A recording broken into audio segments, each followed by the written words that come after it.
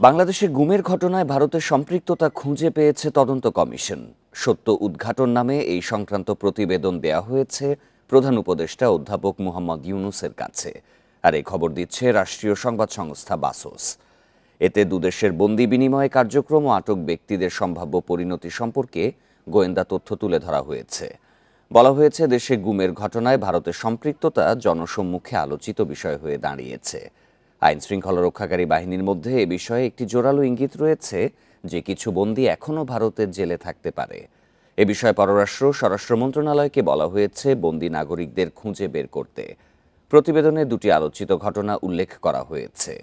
এর একটি Bangladesh supreme court প্রাঙ্গণ থেকে অপহৃত হয়ে ভারতীয় কারাগারে উপস্থিত হওয়া সুখরঞ্জন বালির প্রসঙ্গ, আর অন্যটি হল বিএনপি নেতা সালাউদ্দিন আহমেদের ঘটনা। পাশাপাশি ভারতীয় কর্তৃপক্ষ কতটা সম্পৃক্ত ছিল এবং দুদেশের জন্য এর তাৎপর্য কি তা সম্পূর্ণরূপে বোঝার জন্য আরও বিস্তারিত বিশ্লেষণ প্রয়োজন বলেও মনে করে সাবেক বিচারপতি মাইনুল ইসলাম চৌধুরী নেতৃত্বাধীন 5 সদস্যের কমিশন।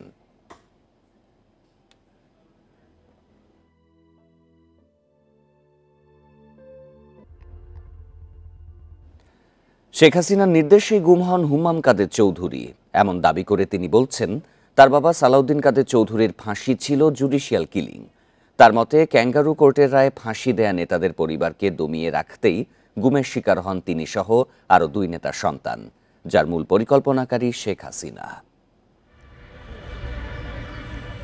2016 সালের 3 আগস্ট বাবা সালাউদ্দিন কাদের চৌধুরীর মামলা সংক্রান্ত কাজে ঢাকা জজ কোর্টে যাওয়ার সময় গুম হন ছেলে হুম্মাম কাদের চৌধুরী। এরপর প্রায় 7 মাস আয়নাঘরে থাকার পর 2017 সালে ধানমন্ডিতে তার বাসার কাছে সুলতানা কামাল মহিলা কমপ্লেক্সের পাশে তাকে রেখে যায় অপহরণকারীরা। তার দাবি, শেখ হাসিনার নির্দেশেই তাকে উঠিয়ে নিয়ে যাওয়া হয়। রাজনৈতিক কারণেই গুম হন তিনি। আমাদেরকে টার্গেট করা হয়েছিল যে আমরা সেকেন্ড জেনারেশন অথবা নেক্সট জেনারেশন যারা হয়তো রাজনীতির সাথে ইনভলভ হয়ে যাব। তো ওই বলে না যে গোড়ার থেকে যেন কেটে ফেলা হয়। এগুলো হয়তো অনেক মানুষের জন্য ভয়ঙ্কর একটা জিনিস, যে সত্যি কথা বলা। আমার বাবা এই সত্যি কথাগুলি বলে ফেলতো। ওটার কারণে হয়তো শেখ হাসিনা আমার বাবাকে একটু না বেশ কিছুটাই অপছন্দ করতো। তার অভিযোগ, মানবতাবিরোধী অপরাধের মামলায় তার বাবা সালাউদ্দিন কাদের চৌধুরীর পক্ষে অনেক তথ্য উপাত্তই তারা ট্রাইব্যুনালে উপস্থাপন করতে পারেননি। এমনকি তাদের পক্ষে বিদেশ থেকে আসা সাক্ষীদেরও দেশে আসার ভিসাও দেওয়া হয়নি। আমার এখানে বক্তব্য খুব সিম্পল। এই জিনিসটা একটা জুডিশিয়াল মার্ডার ছিল। এই আইসিটিটাও আওয়ামী লীগের একটা মেশিন ছিল। এটা একটা হত্যা করার মেশিন ছিল।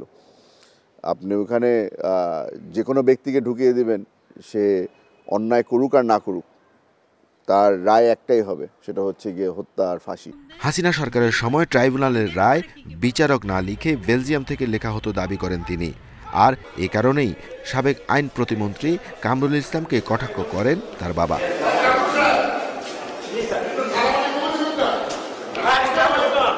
উনি যাদেরকে সম্মান দেওয়ার মনে করত তাদেরকে সম্মান দিত, আর যাদেরকে মনে করতো সম্মান দেওয়ার কোনো প্রয়োজন নেই তাদেরকে কোনো সময় সম্মান দিত না। যারা ওখানে এই আইসিটিকে ব্যবহার করেছিল তারাই এখন সেখানে আসামি হয়ে দাঁড়িয়েছে। জুলাই অভ্যুত্থানের পর পরিবর্তিত বাংলাদেশে প্রকৃত গণতন্ত্রের চর্চায় অবদান রাখতে চান বিএনপির জাতীয় নির্বাহী কমিটির এই নেতা।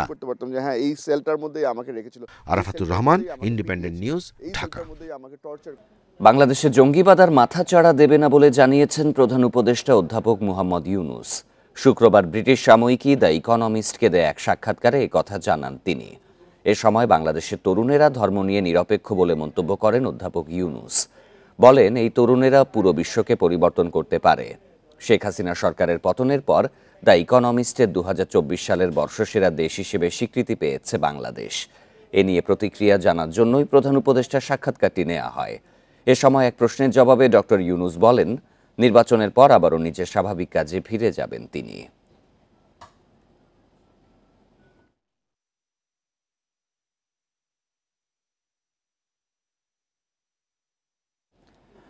দেশের সংখ্যালঘু কিংবা সংখ্যাগুরু বলে কিছু নেই, সবাই দেশের নাগরিক। এই মন্তব্য করেছেন বাংলাদেশ জামায়াতে ইসলামীর আমির ডাক্তার শফিকুর রহমান। শনিবার সকালে মৌলভীবাজার সরকারি উচ্চ বিদ্যালয় মাঠে দলের কর্মী সম্মেলনে এই মন্তব্য করেন তিনি। শফিকুর রহমান বলেন, ভারতের সংখ্যালঘুরা বিভিন্নভাবে নির্যাতিত হচ্ছে, তাই তাদের মুখে সাম্প্রদায়িক সম্প্রীতির কথা মানায় না। ভারতকে উদ্দেশ্য করে তিনি বলেন, যুগ যুগ ধরে দেশে সাম্প্রদায়িক সম্প্রীতির মধ্য দিয়ে সবাই বাস করছে। একই দিন সন্ধ্যায় সিলেটে এক মত বিনিময় সভায় জামায়াতের আমির বলেন, 5 আগস্টের পর দেশে সংখ্যালঘুদের ওপর যে হামলা হয়েছে তার পেছনে ধর্মীয় কোনো কারণ নেই।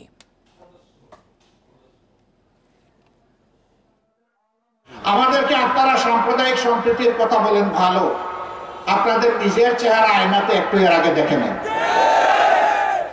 আপনারা সেখানে যাদেরকে মাইনরিটি বলেন তাদের সাথে আপনারা কি আচরণ করেন। আমাদেরকে সাম্প্রদায়িক সম্প্রীতির সবক দিতে হবে না। যুগ যুগ ধরে এই দেশ সাম্প্রদায়িক সম্প্রীতির দেশ। যতদিন জনগণের ভোটের অধিকার নিশ্চিত হচ্ছে না ততদিন দেশে গণতন্ত্র প্রতিষ্ঠা হবে না বলে মন্তব্য করেছেন বিএনপি স্থায়ী কমিটির সদস্য নজরুল ইসলাম খান। বিএনপির সাথে আন্দোলনে অংশ নেয়া দলের নেতাদের দাবি, সরকার যেভাবে নির্বাচনের তারিখ দিয়েছে তা গ্রহণযোগ্য নয়। সংস্কারের অজুহাতে নির্বাচন নিয়ে টালবাহানা চলবে না। শনিবার বিএনপি লিয়াজো কমিটির সাথে বৈঠকে এসব কথা বলেন 12 দলীয় জোট নেতারা। সমসাময়িক রাজনীতি, আগামী নির্বাচন ও পঞ্চদশ সংশোধনী সহ দেশের বর্তমান রাজনৈতিক পরিস্থিতির মধ্যে বিএনপির সঙ্গে বৈঠক করেন 12 দলীয় জোটের নেতারা। শনিবার বিকেলে বিএনপির চেয়ারপারসনের কার্যালয়ে এই বৈঠক হয়। পরে 12 দলীয় জোটের নেতারা জানান, ফ্যাসিবাদ বিরোধী আন্দোলনের ঐক্যের মতো আগামীতেও বিএনপির সঙ্গে কিভাবে জোট কাজ করবে তা নিয়ে আলোচনা হয়েছে। 12 দলীয় জোট এবং বিএনপি এবং দেশের ফ্যাসিবাদ বিরোধী যে রাজনৈতিক শক্তিসমূহ দীর্ঘদিন যাবৎ যে আন্দোলন করে এসেছে, আমাদের সেই আন্দোলনের এবং সেই ঐক্যের প্রয়োজনীয়তা ফুরিয়ে যায় নাই। আগামীতে সেটা আরও গভীরভাবে অনুভূত হবে। একই ইস্যুতে পরে বিএনপি লিয়াজো কমিটির সাথে বৈঠকে বসে সমমনা রাজনৈতিক দলগুলোর নেতারা। তারা জানান, দেশে গণতন্ত্র প্রতিষ্ঠা করতে হলে দ্রুত নির্বাচন দিতে হবে। জনগণের সরকার প্রতিষ্ঠিত না হলে কোনো সমস্যা সমাধান হবে না।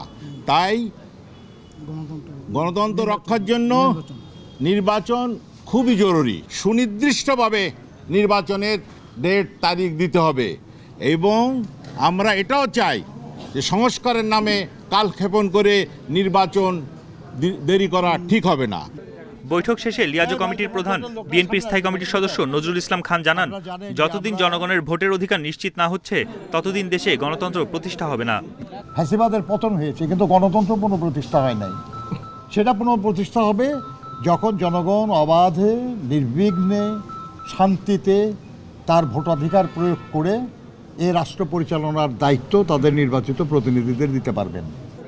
বৈঠকে দেশের বিদ্যমান রাজনৈতিক অবস্থা নিয়ে দলগুলোর সাথে আলোচনা হলেও চূড়ান্ত কোনো সিদ্ধান্ত হয়নি বলে জানায় বিএনপি। বনি ইবনে কামাল, ইন্ডিপেন্ডেন্ট নিউজ, ঢাকা।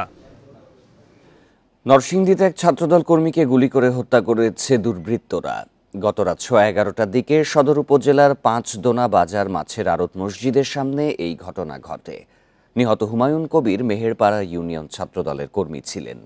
স্বজনেরা জানান, রাতে 5 দোনা বাজার এলাকার একটি মাঠে হুমায়ুন সহ কয়েকজন ব্যাডমিন্টন খেলছিলেন। রাত 11টার দিকে একই এলাকার পরিচিত 2 যুবক হুমায়ুনকে কথা বলার জন্য ডেকে নিয়ে যায়। এরপরই গুলির শব্দ শোনা যায়। বুকে ও মাথায় গুলিবিদ্ধ অবস্থায় হুমায়ুনকে হাসপাতালে নেয়ার পর চিকিৎসক তাকে মৃত ঘোষণা করেন। হত্যার কারণ তদন্ত করে দোষীদের গ্রেপ্তারের চেষ্টা চলছে বলে জানিয়েছে পুলিশ। নিহত হুমায়ুনের বিরুদ্ধে মাদকসহ 4টি মামলা রয়েছে।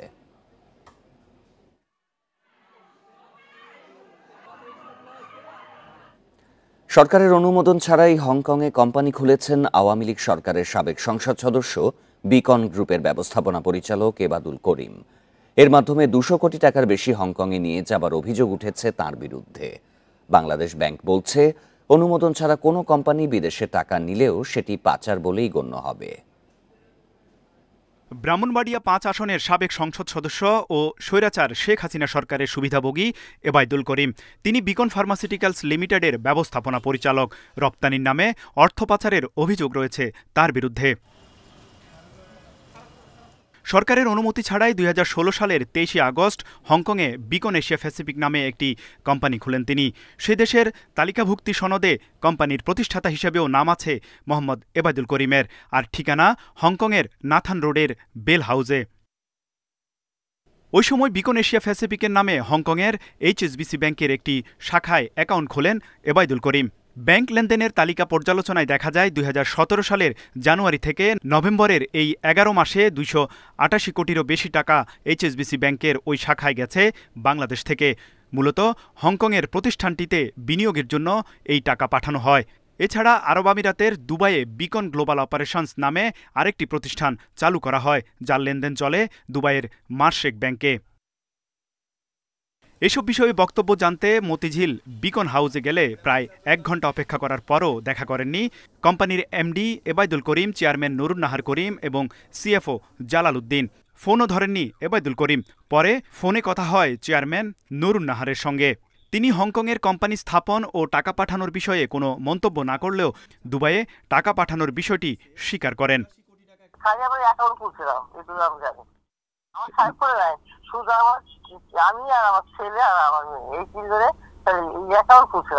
এ বিষয়ে বাংলাদেশ ব্যাংক জানায়, বিদেশে কোম্পানি খোলার ক্ষেত্রে গভর্নরের নেতৃত্বে ১৫ সদস্যের বাছাই কমিটির অনুমতি নিতে হয়, অন্যথায় সেটা অর্থ পাচার বলে গণ্য হবে। নীতিমালার আওতায় অনুমোদনহীনভাবে কেউ যদি টাকা বিদেশে নিয়ে ব্যবসা বিনিয়োগ করে তাহলে তো অবশ্যই সেটা হচ্ছে মানি লন্ডারিং পর্যায়ে। বিদেশে বেআইনিভাবে কোম্পানি খোলা, টাকা পাচার ও নানা অনিয়মের মাধ্যমে শেয়ার হোল্ডারদের বঞ্চিত করায় ব্যবস্থাপনা পরিচালক এবায়দুল করিমের বিরুদ্ধে প্রধান উপদেষ্টার কাছে লিখিত অভিযোগ জমা হয়েছে। তৌহিদ রানা, ইন্ডিপেন্ডেন্ট নিউজ, ঢাকা। পূর্বাঞ্চলে বুয়েট শিক্ষার্থী মুহতাসিম মাসুদ নিহতের ঘটনায় মামলা নিতে অসহযোগিতা করেছিল পুলিশ, এই অভিযোগ সহপাঠীদের। ঘটনার প্রতিবাদে বুয়েট ক্যাম্পাসে অবস্থান কর্মসূচিতে একথা জানান তারা। আরও বলেছেন, চালক মুবিনের পরিবার মামলা দায়েরের সময় প্রভাব খাটানোর চেষ্টা করে। এই ঘটনাকে হত্যাকাণ্ড উল্লেখ করে সর্বোচ্চ শাস্তি নিশ্চিত সহ ৫ দফা দাবি শিক্ষার্থীদের। পূর্বাঞ্চলের সড়কে বুয়েট শিক্ষার্থী মুহতাসিমের মৃত্যুর প্রতিবাদে সহপাঠীদের এই অবস্থান কর্মসূচি। শনিবার দুপুর ১২টায় বুয়েটের শহীদ মিনার প্রাঙ্গণে জড়ো হয় কম্পিউটার বিজ্ঞান ও প্রকৌশল বিভাগের শিক্ষার্থীরা। সুষ্ঠু বিচার চেয়ে শিক্ষার্থীরা বলেন, অভিযুক্ত চালক মুবিনের মাদক নেয়ার প্রমাণ মিললেও ন্যায় বিচার নিয়ে শঙ্কায় তারা। চালকের পরিবারের লোকজন বিভিন্নভাবে মামলার ঘটনা প্রক্রিয়া প্রভাবিত করার চেষ্টা করে। এর প্রেক্ষিতে অভিযুক্তের মা নানাভাবে শিক্ষার্থীদের মামলা থেকে দূরে থাকতে ক্ষতিপূরণ প্রদানের কথা জানান। শুরু থেকেই মামলা নেওয়ার ক্ষেত্রে টালবাহানা এবং হত্যাকারীর পরিবারে বিভ্রান্তিকর এবং মিথ্যা তথ্য নিউজ মিডিয়ায় প্রদান থেকে শুরু করে বিভিন্নভাবে বিচার প্রক্রিয়াকে ভিন্ন দিকে নিয়ে যাওয়ার প্রচেষ্টা আমাদেরকে শঙ্কিত করেছে। অভিযুক্তদের আইনজীবী গণমাধ্যমে বিভ্রান্তিকর তথ্য দিচ্ছেন বলেও অভিযোগ বিক্ষোভকারীদের। লিখিত বক্তব্যে নিহতের সহপাঠীরা জানান, মামলা দায়েরের সময়ও প্রভাব খাটানোর চেষ্টা করা হয়। এছাড়া শুরুতে পুলিশের অসহযোগিতার অভিযোগও তোলা হয়েছে।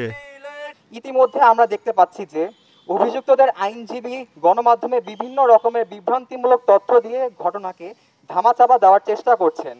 একই সাথে কিছু সংবাদ মাধ্যমেও এই হত্যাকাণ্ডকে দুর্ঘটনা বলে অপপ্রচারের চেষ্টা চালানো হচ্ছে। আমরা এই অপপ্রচারে তীব্র নিন্দা জানাই। শুক্রবার রাত ৩টার দিকে পুলিশ চেকপোস্টে মুহতাসিমের মোটরসাইকেলকে ধাক্কা দেয় দ্রুতগতির প্রাইভেট কার। এতে ঘটনাস্থলেই মারা যান তিনি। আহত হন বুয়েটের সিএসসির আরও ২ শিক্ষার্থী মেহেদি হাসান ও অমিত সাহা। গাড়িটি চালাচ্ছিলেন অবসরপ্রাপ্ত সেনা কর্মকর্তা আবদুল্লাহ আল মামুনের ছেলে মুবিন আল মামুন। Buddhadeb Kundu, independent news, Dhaka. জনগণকে সেবা দিতে ব্যর্থ র্যাব, তাই কোনোভাবেই এই বাহিনী রাখা ঠিক হবে না বলে মন্তব্য করেছেন গুম সংক্রান্ত কমিশনের সদস্য নূর খান। শনিবার বিকেলে রাজশাহীর মুক্তমঞ্চে মায়ের ডাক আয়োজিত গণজমায়েতে এই মন্তব্য করেন তিনি। নূর খান বলেন, গুম খুনের সাথে যুক্ত কোনো বাহিনীকে বহাল রাখা ঠিক হবে না। পুলিশ বাহিনীতে সেনা সদস্যদের অংশগ্রহণ নতুন সমস্যা তৈরি করবে। পুলিশের কাজ পুলিশকে দিয়েই করানো উচিত বলে মত তার। এ সময় বিভিন্ন সময় নিখোঁজ ব্যক্তিদের সন্ধানে ব্যবস্থা নিতে সরকারকে আহ্বান জানান তিনি। আর গুম ও খুনের সাথে জড়িতদের দৃষ্টান্তমূলক শাস্তির দাবি জানান ভুক্তভোগী পরিবারের সদস্যরা। ভয়াবহ ঘটনার পর একটি খুনি হিসাবে পরিচিত বাহিনীকে সমাজে রাখা হবে কি হবে না, এই ব্যাপারে আমাদের স্পষ্ট আমাদের মন্তব্য হচ্ছে যে এই ধরনের বাহিনী জনগণের সেবা করতে পারে না। আর এরকম একটি বাহিনীকে কোনোভাবেই আর রাখা ঠিক হবে না। বিগত সময়ে করা সব অপরাধের জন্য পুলিশ বাহিনী লজ্জিত বলে মন্তব্য করেছেন আইজিপি বাহারুল আলম। শনিবার দুপুরে সিলেট মেট্রোপলিটন পুলিশ কমিশনারের কার্যালয়ে বিভিন্ন ইউনিটের কর্মকর্তাদের সাথে মতবিনিময় সভায় তিনি এই মন্তব্য করেন। আইজিপি বলেন, আওয়ামী লীগ সরকারের সময় পুলিশের ওপর রাজনীতিবিদদের নেতিবাচক প্রভাব ছিল। 15 বছরে এমন কোনো অন্যায় নেই যা পুলিশকে দিয়ে করানো হয়নি। সেজন্য পুলিশ প্রশাসন লজ্জিত। তিনি আরও বলেন, পুলিশকে পুনর্গঠন করার চেষ্টা করছে সংস্কার কমিশন। তাদের সুপারিশের পরেই বাহিনী সংস্কার হবে। 5ই আগস্ট দেশের বিভিন্ন থানা থেকে 6000 অস্ত্র লুট হয়েছে জানিয়ে আইজিপি বলেন, এখনও 2000 অস্ত্র উদ্ধার করা যায়নি। গত 15 বছরে আমরা দলীয়ভাবে আমাদের উপরে প্রভাব এত বেশি, কুপ্রভাব এত আসছে যে আমরা হেন অন্যায় নাই আমরা করি নাই। আপনারা জানেন, আমরাও জানি, এবং এটার জন্য আমরা অবশ্যই আমরা অত্যন্ত দুঃখিত, অত্যন্ত লজ্জিত। আমরা যানজট নিয়ন্ত্রণে ব্যাটারি রিকশাকে লাইসেন্স দিয়ে করের আওতায় আনার সুপারিশ করেছেন ডিএমপি কমিশনার শেখ মোহাম্মদ সাজ্জাদ আলী। শনিবার দুপুরে রাজধানীর কাকরাইলে পুলিশ, ছাত্র জনতা এবং রমনা মডেল থানা এলাকার নাগরিকদের সঙ্গে মতবিনিময় সভায় তিনি এই সুপারিশ করেন। ডিএমপির এই সুপারিশকে স্বাগত জানিয়েছেন চালকরা। রাজধানীর নিত্য যাত্রীদের অসহনীয় ভোগান্তির নাম যানজট। অন্য অনেক কারণের সাথে কয়েক বছর ধরে যুক্ত হয়েছে ব্যাটারি রিকশা। অনিরাপদ এ যানের বেপরোয়া চলাচলের কারণে ঘটছে দুর্ঘটনা, সড়কে দেখা দিচ্ছে বিশৃঙ্খলা, অসহায় ট্রাফিক পুলিশ। আদালতের নির্দেশে কয়েকবার অটোরিকশা বন্ধের উদ্যোগ নেওয়া হলেও প্রতিবাদ ও বিক্ষোভের মুখে তা কার্যকর হয়নি। এ পরিস্থিতিতে রাজধানীর যানজট নিয়ন্ত্রণে ব্যাটারি চালিত রিকশাকে লাইসেন্স দিয়ে করের আওতায় আনার সুপারিশ করেছে ডিএমপি। অটোরিকশাকে একটা সীমিত নাম্বারে আনতে হবে, যেই শহরে কত অটোরিকশা আমরা অ্যাকোমোডেট করতে সক্ষম, এবং তাদেরকে লাইসেন্স দিতে হবে এবং তাদেরকে একটা ট্যাক্সও দিতে হবে, ট্যাক্সের আনতে হবে। আপনি সরকারের জনগণের টাকায় তৈরি রাস্তা ব্যবহার করবেন অথচ ট্যাক্স দিবেন না, এটা তো পৃথিবীর কোথাও নেই এরকম। ডিএমপি কমিশনারের সুপারিশকে স্বাগত জানিয়েছে অটোরিকশা চালকরা। দাবি জানিয়েছেন যথাযথ প্রশিক্ষণ দেওয়ার। আগে তো প্রশিক্ষণটা দিতে হবে। আমাদের ভিতরে অনেকজনের সব ধরেন আমি সহ চালাইতে গেলে কেউ নিয়ম শৃঙ্খলা মানে না। আগে এই ক্ষেত্রে আসতে হবে, তারপরে না ড্রাইভিং লাইসেন্স। সবাই রায় দিয়ে আমগুলো লেগে সবাই আমরা কর্মস্থানটা কইরা খাইতে পারো, আমগুলো লেগে ভালো। বুয়েটের অ্যাক্সিডেন্ট রিসার্চ ইনস্টিটিউটের তথ্য অনুযায়ী জানুয়ারি থেকে অক্টোবর পর্যন্ত ব্যাটারি চালিত 3 চাকার যানবাহনের কারণে সারা দেশে দুর্ঘটনা ঘটেছে 900টি। এর মাঝে 582টি ছিল মারাত্মক। রাজধানীর সড়কে চলাচল করে প্রায় 12 লাখ অটোরিকশা। সুলতানা জাহান মিতু, ইন্ডিপেন্ডেন্ট নিউজ, ঢাকা। পুরোপুরি কাজ শেষ না হলেও জানুয়ারিতে চট্টগ্রাম এলিভেটেড এক্সপ্রেসওয়েতে চলাচলকারী গাড়িকে গুনতে হবে টোল। কয়েক দফা কমিয়ে ইতিমধ্যে চূড়ান্ত হয়েছে টোলের হার। 10 ধরনের গাড়ি চলতে পারলেও এলিভেটেড এক্সপ্রেসওয়েতে চলতে পারবে না মোটরসাইকেল ও ভারী ট্রাক।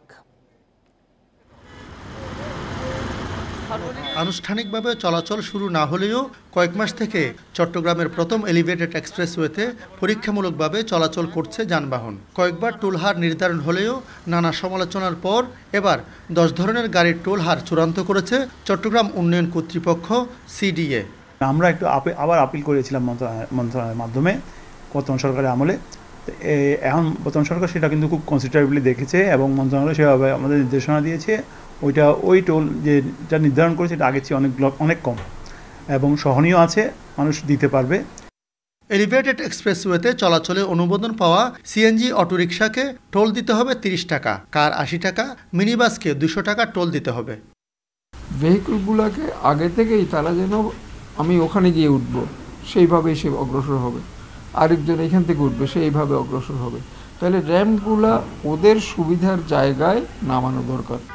গত বছরের 14 নভেম্বর তড়িঘড়ি করে এলিভেটেড এক্সপ্রেসওয়ের উদ্বোধন হয়। প্রায় 4370 কোটি টাকা ব্যয়ে নির্মিত এলিভেটেড এক্সপ্রেসওয়ের দৈর্ঘ্য 15 কিলোমিটার। আলমগীর সবুজ, ইন্ডিপেন্ডেন্ট নিউজ, চট্টগ্রাম। চট্টগ্রামে ফুটপাত দখলমুক্ত করতে উচ্ছেদ কাজ শুরু করেছে সিটি কর্পোরেশন। প্রতিদিন মধ্যরাতে নগরীর বিভিন্ন স্থানে ঝটিকা অভিযান পরিচালনা করছে সংস্থাটি।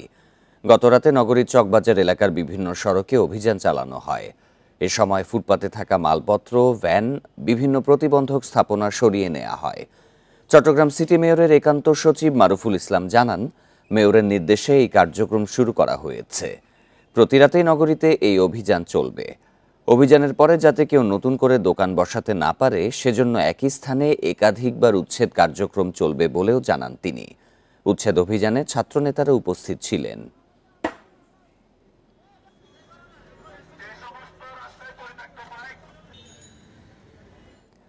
নাটোরের কাশিমপুর কেন্দ্রীয় মহাশ্মশান মন্দিরে ডাকাতের হামলায় সেবায়েত তরুণ দাস নিহতের ঘটনায় এখনো কোনো মামলা হয়নি, কাউকে আটকও করা যায়নি।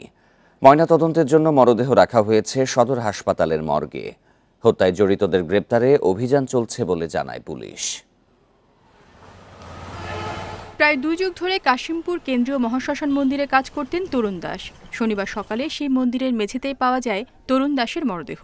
তার হাত পা মুখ বাঁধা রক্তাক্ত দেহ দেখতে পেয়ে পুলিশে খবর দেয় মহাশ্মশানের কর্মচারীরা। মন্দিরের পুরোহিত জানান, লোহার গ্রিল কেটে মূল গেট ভেঙে মন্দিরে ঢোকে দুর্বৃত্তরা। মন্দির থেকে কাঁসা, পিতল ও তামার 6 থেকে 7 মণ ওজনের বাসনপত্র নিয়ে গেছে ডাকাতরা। এছাড়া চুরি গেছে অন্যান্য মালামালও। মন্দিরের সমস্ত গেট ভাঙা এবং মন্দিরের ভিতরে প্রবেশ করে সেখান থেকে সব টাঙ্ক সব ভাঙা। এখানে শুধুমাত্র তামা, পিতল, কাঁসা এগুলো প্রচুর পরিমাণে থাকে, কয়েক মণ থাকে। বিভিন্ন ঘরে বিভিন্ন ট্রাঙ্কে বা বিভিন্ন মন্দিরে পূজার নিত্য কাজে বা কিছু স্টক থাকে, এগুলো কিছুই নাই। সেবায়েত তরুণ দাসের মরদেহ ময়নাতদন্তের জন্য পাঠানো হয় সদর হাসপাতালের মর্গে। এই হত্যাকাণ্ডে হতবাক নিহতের স্বজন ও মন্দির সংশ্লিষ্টরা। দ্রুত দোষীদের বিচারের আওতায় আনার দাবি তাদের। আমার বাবা তো ধরেন 2000 সাল থেকে এখানে থাকতো, সবার সাথে ভালোবাসা নিয়ে থাকতো। তা আমার বাবাকে যারা যেভাবে মারছে, আমি একটা সুস্থ আইনের কাছে বিচার চাই। এটা মনে হচ্ছে হত্যাকাণ্ড। পোস্টমর্টম করার পরে মোটামুটি আরও নিশ্চিত হওয়া যাবে যে হত্যাকাণ্ডের পিছনে কারা আছে। আমরা এই বিষয়ে আইনগত বিষয়টা প্রক্রিয়াধীন আছে এবং আমরা আসামি গ্রেপ্তারের চেষ্টা করছি এবং ঘটনার মূল রহস্য উদ্ঘাটন করে আপনাদেরকে পরে বিস্তারিত জানানো হবে। এর আগে শুক্রবার জেলার হালতিবিলে এক অটো চালকের মরদেহ উদ্ধার করা হয়। এ নিয়ে এ মাসেই জেলায় 3টি হত্যাকাণ্ড ঘটল। Independent news. রাজধানীর গ্রিন লাইফ হাসপাতালে ওপেন হার্ট সার্জারিতে রোগীর মৃত্যুর পর উঠেছে ভুল চিকিৎসার অভিযোগ। শনিবার রাতে এই ঘটনায় হাসপাতালে হট্টগোল করেন নিহতের স্বজনেরা। তাদের অভিযোগ, মৃত্যু 3.5 ঘন্টা পর পরিবারকে জানানো হয়। ঘটনা ধামাচাপা দিতে টাকা ও চাকরির প্রলোভনও দেখানো হয়। চিকিৎসায় অবহেলা নাকচ করলেও ঘটনা তদন্ত করবে হাসপাতাল কর্তৃপক্ষ। আর অভিযোগের ভিত্তিতে ব্যবস্থা নেওয়ার কথা জানিয়েছে পুলিশ। বাবার মৃত্যুতে এভাবেই কান্নায় ভেঙে পড়েন মেয়ে ফারজানা আক্তার। তাকে সান্ত্বনা দেওয়ার চেষ্টা করেন স্বজনরা। প্রিয়জনকে হারিয়ে বেদনার্ত সবাই। হৃদরোগে আক্রান্ত মোশাররফ হোসেনকে বুধবার ভর্তি করা হয় গ্রিন রোডের গ্রিন লাইফ হাসপাতালে। পরিবার বলছে, অপারেশনের আগেও স্বাভাবিক ছিলেন তিনি। তবে সন্ধ্যায় ওপেন হার্ট সার্জারি করতে গিয়ে তার মৃত্যু হয়। স্বজনদের অভিযোগ, অপারেশন করতে গিয়ে রোগীর মৃত্যুর পর ছলচাতুরির আশ্রয় নেয় কর্তৃপক্ষ। মৃত্যুর খবর পরিবারকে 3.5 ঘন্টা পর জানানো ছাড়াও দেয়া হয় অর্থ ও চাকরির প্রলোভন।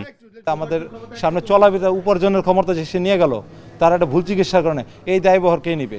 আমি এই দায়বহর এই গ্রিন লাইফ হাসপাতালের কর্তৃপক্ষকে আমি দিচ্ছি। মঞ্জুরুল আলম স্যার আমাকে আর কি আমার পড়ালেখার খরচ প্লাস বছর পড়ালেখা শেষে গ্রিন লাইফ উনি আমার জব দিয়ে দিবে, এটা স্যার আমার অফার করছে। যাওয়ার সময় 5000 টাকা। এবং স্যার যখন বেরোলো দ্বিতীয়বার ওনার যে অ্যাসিস্ট্যান্ট জুয়েল, ওই জুয়েলের কাছে নাকি অন্য একটা স্যার আবার 5000 টাকা দিচ্ছে, যেটা পেশেন্টদের দিও।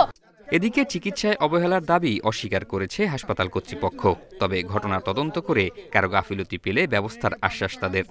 সার্জন ছাড়া শুরু করা হয় না, সার্জনই কাজটা করেন, কিন্তু ওই যে ড্রেসিং, পেশেন্টকে বেডিতে তোলা, পজিশনিং করা, একটু সব দেওয়া, মুছে যে রেডি করা, এটা তো সবসময় সার্জনের লাগে না। এখানে টিম যারা থাকেন তারপরে অ্যানেস্থেসিয়া দেওয়া। পুলিশ বলছে, পরিবারকে দেয়া হাসপাতালের বিল ভাউচারে অসঙ্গতি পাওয়া গেছে। অভিযোগের ভিত্তিতে পরবর্তী ব্যবস্থা নেওয়া হবে। একটা বিষয়ে যেটা আমি মেনলি দেখলাম, সেটা ওনাদের ম্যানেজমেন্টের একটা সমস্যা আছে, সেটা হলো আপনার ওই টাকা দেওয়ার পরে যে একটা পাকা রিসিপ্ট দেওয়ার কথা, সেটা ওনারা না দিয়ে হাতে লেখা একটা রিসিপ্ট দিচ্ছে। ওনারা যদি আমাদের এখানে আসে, যদি কোনো কমপ্লেন করেন, আমরা সেইভাবে। রোগীর মৃত্যুর খবরে চিকিৎসক ও কর্তৃপক্ষের বিরুদ্ধে শাস্তির দাবি করে রাতে হাসপাতালে হট্টগোল করেন ক্ষুব্ধ স্বজনরা। ঘটনাস্থলে আসে পুলিশ। পরে রাত 3টার দিকে মরদেহ নিয়ে যায় পরিবার। জাহিদুল ইসলাম, ইন্ডিপেন্ডেন্ট নিউজ, ঢাকা।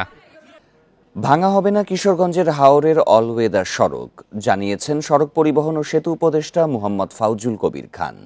যদিও গেল নভেম্বরে সিলেট অঞ্চলে বন্যা ঠেকাতে সড়কটির কিছু অংশ ভেঙে ফেলার ইঙ্গিত দিয়েছিলেন মৎস্য ও প্রাণী সম্পদ উপদেষ্টা, তবে সেতু উপদেষ্টা বলেছেন বন্যা মোকাবিলায় হাওরের নদী খননেই জোর দেয়া হচ্ছে। এটি 2022 সালের চিত্র।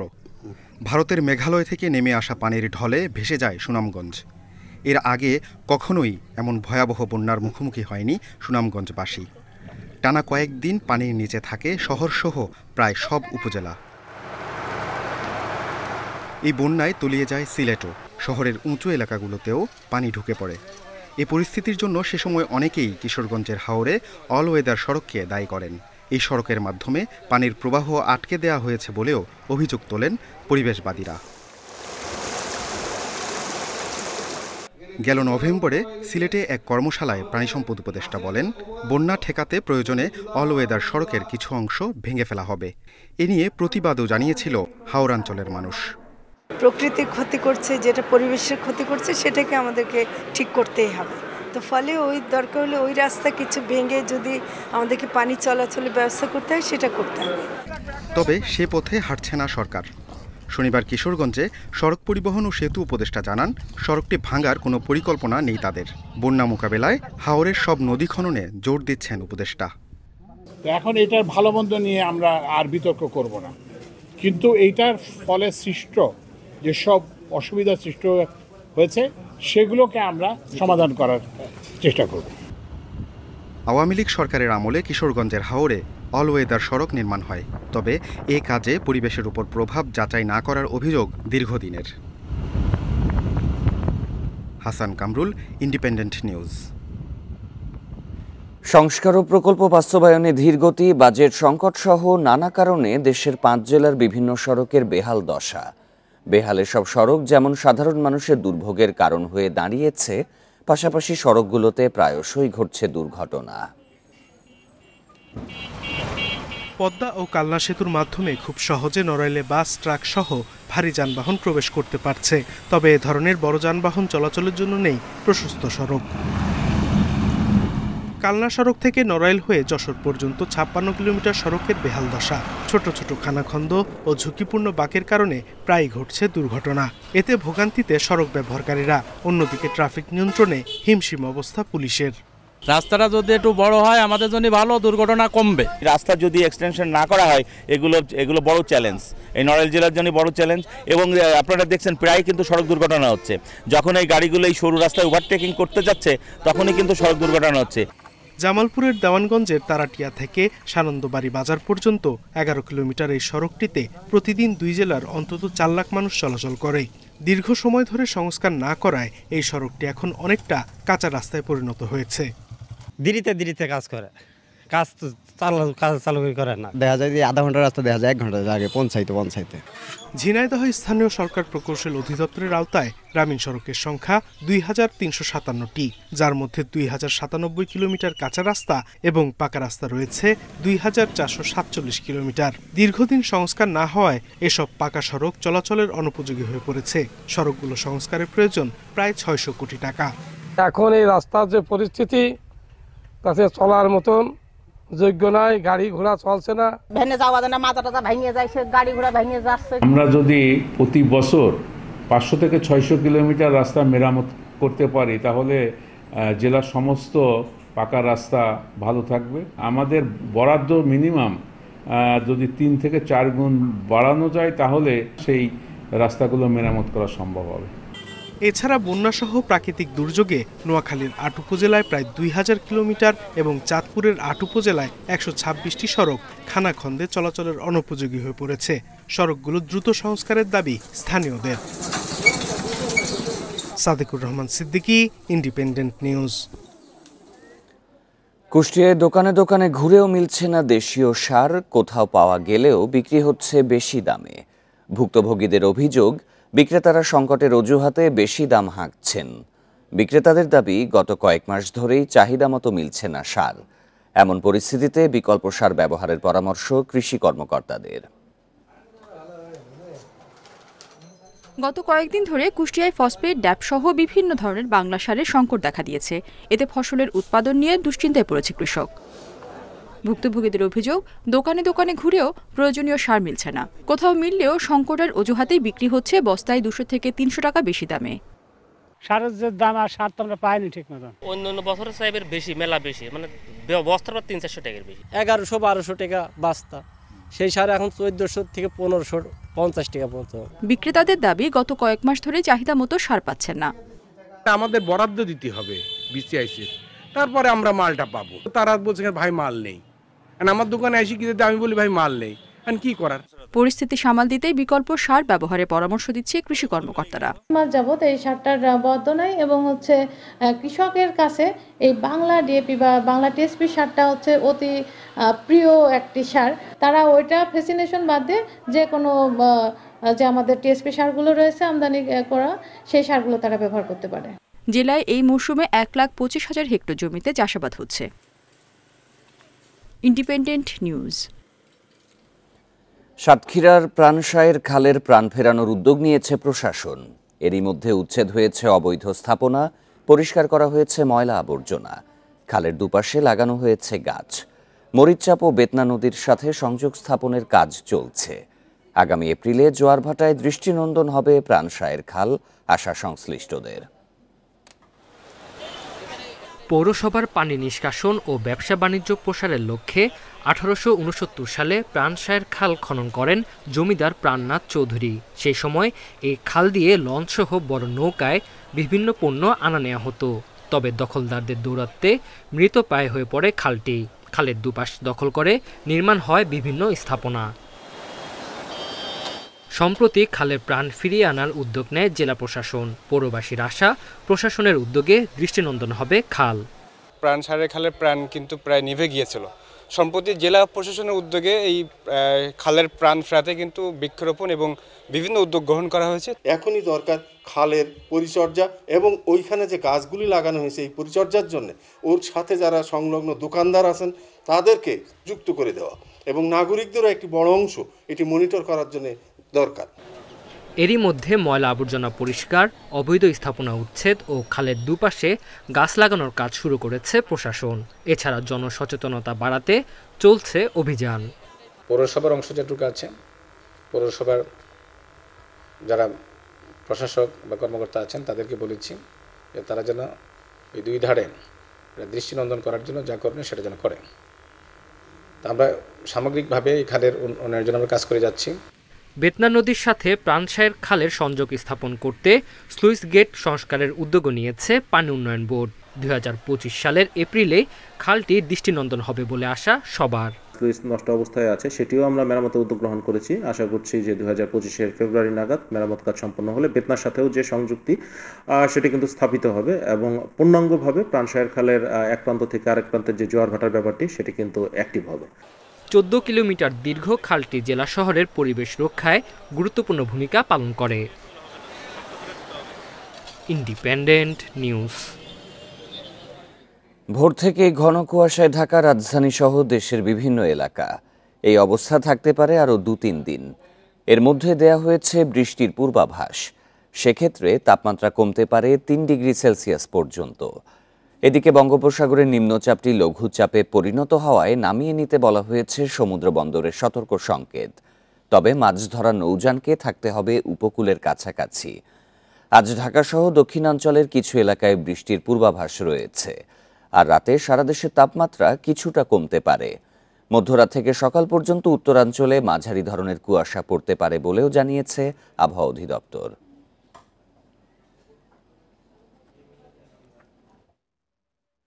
ব্রাজিলে বাস ট্রাক সংঘর্ষে বাসের চালকসহ নিহত 38, চিকিৎসাধীন 7 জনের অবস্থাও আশঙ্কাজনক। স্থানীয় সময় শনিবার ভোরে মিনাস জেরাইস রাজ্যে এই দুর্ঘটনা ঘটে। দমকল বিভাগ জানিয়েছে 45 যাত্রী নিয়ে সাও পাওলো থেকে আসছিল বাসটি। তবে হঠাৎ টায়ার ফেটে নিয়ন্ত্রণ হারিয়ে সংঘর্ষ হয় ওই ট্রাকটির সঙ্গে। এর পরপরই বাসটিতে আগুন লেগে যায়। ফায়ার সার্ভিস কর্মকর্তারা জানান ট্রাকটিতে একটি গ্রানাইট ব্লক নেওয়া হচ্ছিল। দুর্ঘটনার পর পালিয়ে যান এর চালক। এদিকে এই হতাহতের ঘটনায় শোক জানিয়েছেন Brazilian president Lula da Silva.